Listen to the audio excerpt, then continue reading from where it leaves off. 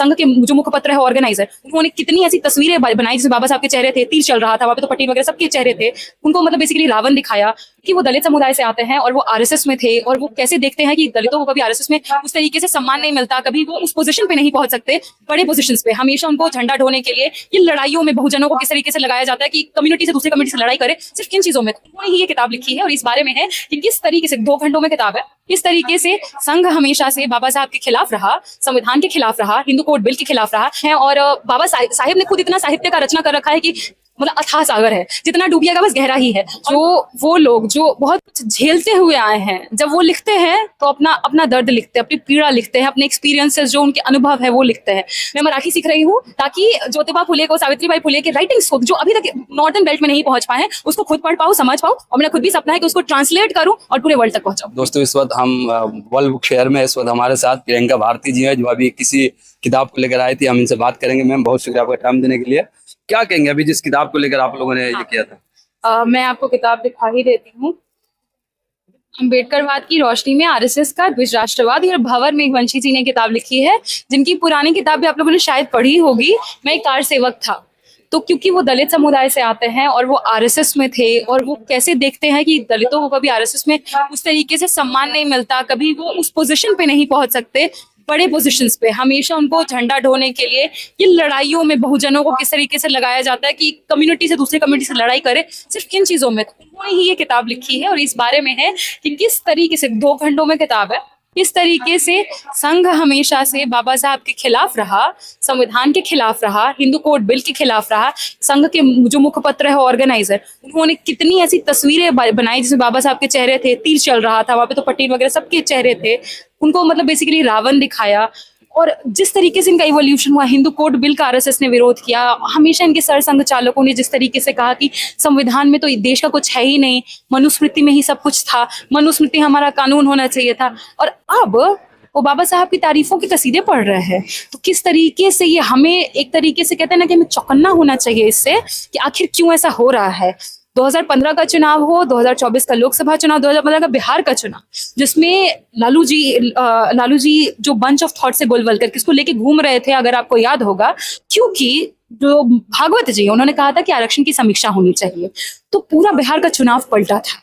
2024 का जो लोकसभा चुनाव था, उस समय में भी आपने देखा कि किस तरीके से ये भाजपा के जितने नेता हैं एनडीए अलायंस के, वो लोग बार बार ये कह रहे थे कि 400 पार आएगा और संविधान बदलेंगे।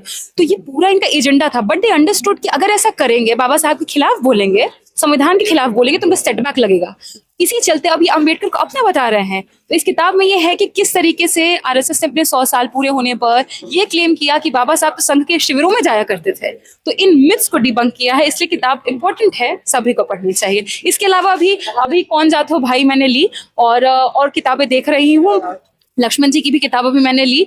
किताबें थोड़ी महंगी हैं, स्टूडेंट्स के लिए तो थोड़ा महंगा हो रहा है, बट स्टिल मुझे लगता है कि अगर कहीं आपको इन्वेस्ट करना है तो दैट इज बुक्स। क्योंकि अभी इस दौर में जहाँ हर तरफ केओस है, लड़ाई झगड़े हो रहे हैं, छोटी छोटी बातों पे लोगों को मार दिया जा रहा है, इस निगेटिविटी के माहौल में अगर कहीं आपको पीस है, शांति है सोले से, तो दैट इज द प्लेस, और वो किताबों की दुनिया है। तो जब भी मुझे खुद, क्योंकि डिबेट्स में आप देखते होंगे इतना चीखना चिल्लाना हंगामा होता है, बीपी शूट कर जाता है, ऑल्दो मुझे बीपी लो रहता है पर मेरा बीपी शूट कर जाता है। तो जहां मैं जाती हूँ वो किताब है, और मुझे एग्जिस्टेंशियल किताबें हो, चाहे काफका हो, कामू हो, सार्त्र हो, दोस्तोयेव्स्की हो, या फिर यहाँ से कहिएगा तो जूठन हो, या फिर मैला आंचल हो, फनीश्वरनाथ रेणु को रिसेंटली मैंने पढ़ना शुरू किया, और क्या कहूँ क्या लिखते हैं। और प्रेमचंद तो शुरू से, मतलब स्कूल के टाइम से मैं पढ़ रही हूँ।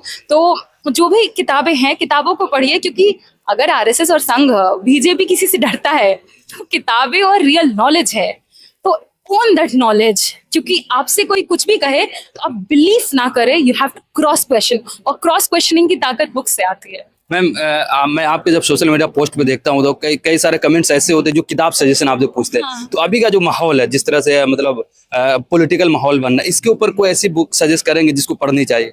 देखिए, किताबें तो बहुत सारी हैं। जैसे आप सिमोन दे beauvoir को भी किताब जितनी है वो आप पढ़ सकते हैं, या फिर आप अभी उमा चक्रवर्ती की एक किताब है जेंडरिंग कास्ट, वो पढ़िए, बहुत इंटरेस्टिंग है। क्योंकि ऐसा कहा जाता है कि महिलाओं और जैसे महिलाएं हैं तो सारी महिलाएं सेम कैटेगरी है, नहीं वो नहीं है।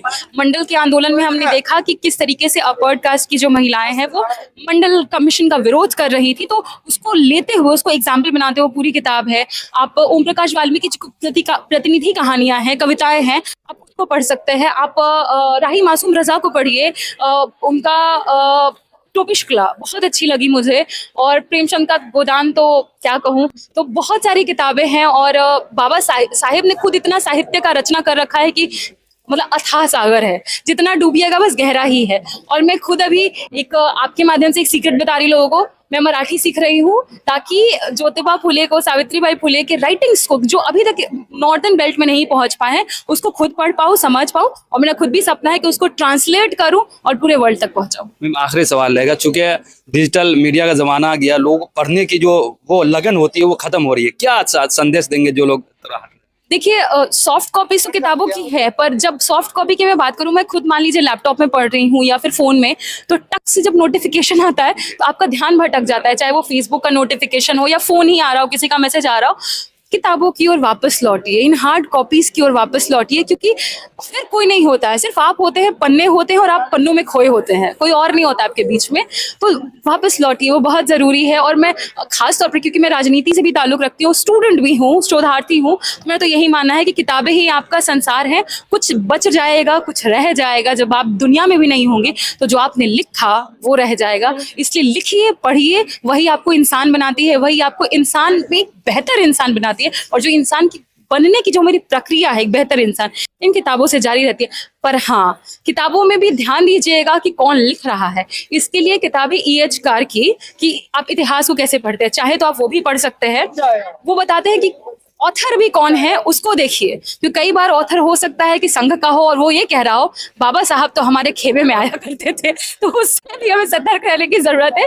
किताबों को पढ़िए, पढ़ते समय ये देखिए लिख कौन रहा है, और जब आप ये पढ़ लेंगे लिख कौन रहा है, तो आप उसके लिखने के पैटर्न को समझेंगे और सच और गलत के भेद को समझेंगे। मैम यही डिसाइड करना हमारे लिए मुश्किल हो जाता है, जब हम किताबों की दुनिया में जाते हैं तो हमारे लिए डिसाइड करना मुश्किल होता है कि आखिर हम किसको पढ़े, किस टॉपिक पे पढ़े, ये मुश्किल होता है। देखिए, मैं ये कहूंगी कि जो वो लोग जो बहुत कुछ झेलते हुए आए हैं, जब वो लिखते हैं तो अपना दर्द लिखते हैं, अपनी पीड़ा लिखते हैं, अपने एक्सपीरियंसेस जो उनके अनुभव है वो लिखते हैं। साथ साथ पर जो एकेडमिक वर्ल्ड में भी जो लोग हैं, पढ़िएगा ना। आप 2-3, मान लीजिए आप किसी की एक किताब पढ़े, आप पकड़ नहीं पाइएगा, पर 2-3 आप पढ़िएगा, और अगर आप ना मतलब जो हॉराइजन है उसको बड़ा रखिएगा, तो आप पकड़ पाइएगा कि वो लिखना क्या चाह रहा है, कहना क्या चाह रहा है, और बिटवीन द लाइंस क्या है। तो इसके लिए एक किताब नहीं, एक ही व्यक्ति की 2-3 तो पकड़िए, तभी समझ में आएगा। बहुत शुक्रिया, थैंक यू सो मच।